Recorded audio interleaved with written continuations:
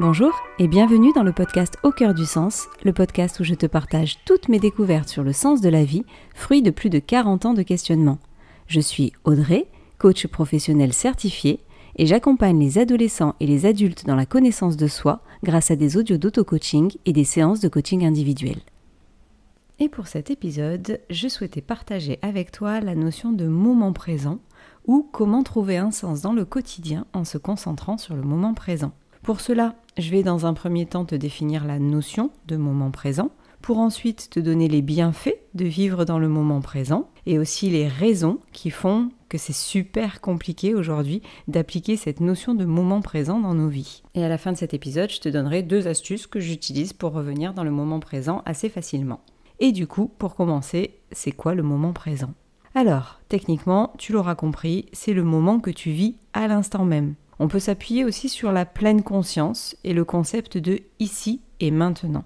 La pleine conscience ou mindfulness, c'est une pratique qui consiste à porter une attention pleine et entière au moment présent de manière intentionnelle et sans jugement. Cela signifie être totalement engagé dans ce que tu fais, dans ce que nous faisons, sans nous laisser distraire par les pensées du passé ou les préoccupations pour l'avenir. Du genre, tu fais ta vaisselle en ressentant l'eau sur tes mains, l'air sur ton visage, la texture de l'éponge. Tu es vraiment présent ou présente au moment où tu fais la chose. Pratiquer cette fameuse pleine conscience ou vivre le moment présent implique d'accueillir chaque moment avec ouverture et curiosité, plutôt que de le juger ou de vouloir le changer. C'est une manière de devenir plus consciente. Alors je mets souvent le masculin, te vexe pas si tu es une fille, parce que en termes de pourcentage, je crois qu'il y a beaucoup de filles qui m'écoutent par rapport aux garçons. Bienvenue tout de même messieurs.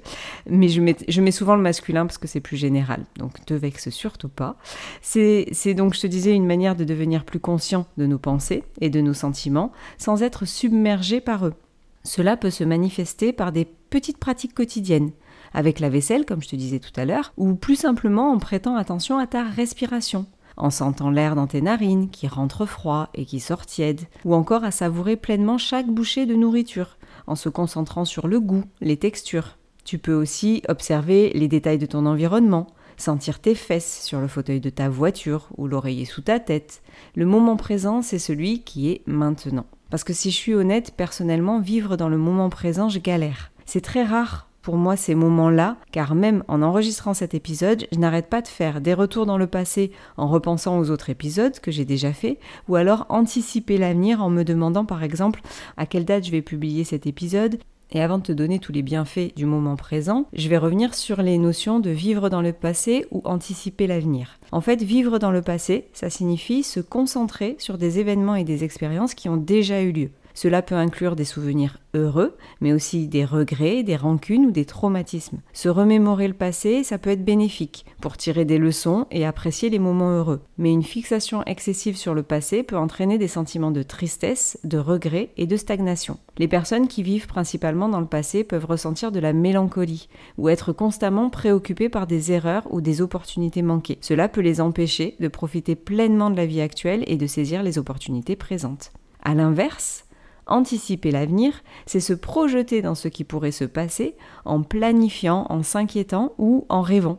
Cette projection peut être utile pour se fixer des objectifs et se préparer à tous les défis qui vont venir, mais elle peut également créer de l'anxiété ou du stress. Je ne sais pas si tu as vu le dessin animé de Pixar Vice Versa 2. Dans le deuxième, il y a anxiété. Et anxiété, elle est toujours dans l'anticipation de ce qui pourrait arriver. Et c'est ça, en fait, que ça peut créer. Se concentrer trop sur l'avenir, ça peut faire éprouver de l'anxiété et de l'inquiétude. Et quand tu vis comme ça, tu es souvent préoccupé par ce qui pourrait arriver. Et en fait, ça t'empêche d'apprécier pleinement les moments présents. Ça empêche les personnes, parce que je dis pas que t'es comme ça non plus. Du coup, c'est quoi se concentrer sur le présent ? Quels sont les bénéfices, en fait, que tu aurais à vivre dans le moment présent ? En fait, vivre le moment présent peut considérablement réduire le stress et l'anxiété en t'aidant à te libérer des pensées intrusives concernant le passé ou l'avenir. Par exemple, au lieu de ruminer une dispute que tu as eue, ou de t'inquiéter sur une présentation professionnelle à venir, te concentrer sur le moment présent va te permettre de gérer les tâches actuelles avec plus grande sérénité. Alors bien évidemment, des pratiques comme la méditation de pleine conscience ou les exercices de respiration profonde peuvent aider à recentrer l'esprit. Ces pratiques, elles permettent d'apprendre à observer ses pensées sans s'y attacher. Parce que vivre le moment présent a du coup un impact direct sur ta santé mentale et physique. Par exemple, une étude a montré que les personnes qui pratiquent la fameuse méditation de pleine conscience ont des niveaux de cortisol, qui est l'hormone du stress, plus bas que les autres. Cela se traduit par une meilleure régulation des émotions et une réduction des symptômes de dépression et d'anxiété. Sur le plan physique, des exercices comme le yoga, qui intègrent la pleine conscience, peuvent améliorer la flexibilité, la force musculaire et la qualité du sommeil. Vivre le moment présent améliore également la qualité des relations interpersonnelles. Être pleinement présent dans une conversation signifie écouter attentivement, répondre avec empathie et être conscient des besoins de l'autre personne. Par exemple, lors d'un dîner de famille, mettre de côté les distractions comme les téléphones et se concentrer entièrement sur les échanges peut renforcer les liens et améliorer la communication. Pareil quand tu es parent, quand tu consacres du temps de qualité sans distraction à tes enfants, tu pourras remarquer une amélioration de la relation que tu as avec eux, avec plus de confiance et de compréhension mutuelle. Et vivre dans le moment présent permet aussi de savourer pleinement les expériences et de trouver du bonheur dans des petites choses de la vie quotidienne. Par exemple, prendre le temps de savourer ta tasse de café le matin, en appréciant l'arôme, la chaleur, le goût. Tu sais, pas l'engouffrer comme ça parce que tu as besoin de te réveiller, juste prendre le temps. Transformer en fait ta routine banale en un moment de plaisir. Personnellement, je bois pas de café, donc je dis ça, mais en fait j'en sais rien. Mais je vois la différence quand je me pose pour déjeuner. Quand je mange sur le pouce ou alors devant la télé, c'est totalement différent l'appréciation du moment. Mes batteries, elles se rechargent moins vite et elles durent moins longtemps, par exemple. Du coup, dans la théorie, c'est simple de vivre le moment présent, en fait. Non, que nenni. Parce qu'en fait, il y a plein d'obstacles à cette fameuse pleine conscience. Tu as d'abord les distractions modernes. Les smartphones, les réseaux sociaux et la technologie en général jouent un rôle majeur dans notre incapacité à rester présent. Par exemple, selon une étude de Rescue Time, qui est une application de suivi de l'utilisation du temps, les utilisateurs de smartphones vérifient leur appareil en moyenne 58 fois par jour. Cette habitude de consulter fréquemment nos appareils nous empêche de nous concentrer sur nos activités actuelles et de vivre pleinement le moment présent. En plus, les notifications constantes de nos applications de messagerie, de courriel et de réseaux sociaux perturbent notre attention et augmentent notre niveau de stress. Personnellement, j'essaie de pallier à ça en me mettant la plupart du temps en silencieux. Et j'ai banni la montre. Tu sais, la montre qui te vibre toutes les 2 minutes au poignet. Parce qu'en fait, ça ajoute du stress et ça te divertit, en fait, ça te distrait dans le moment présent que tu étais en train de vivre. Ensuite, les attentes sociétales et personnelles peuvent également t'éloigner du moment présent. Par exemple, la pression pour réussir professionnellement et personnellement peut te pousser à te concentrer sur des objectifs futurs plutôt que sur des expériences actuelles.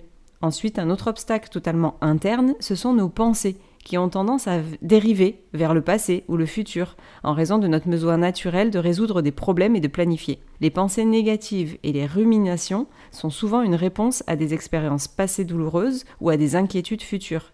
Donc, avec tout ça, comment on peut faire concrètement pour être dans le moment présent et du coup kiffer tout ce qu'on fait ? Il y a de nombreuses techniques. Comme je t'ai parlé tout à l'heure, la méditation, le qigong, le tai chi, le yoga, tout ça, c'est top. Mais il faut être honnête, on va dire qu'on n'a pas le temps. Alors techniquement, j'aime pas cette excuse, et je pense que je l'ai déjà dit.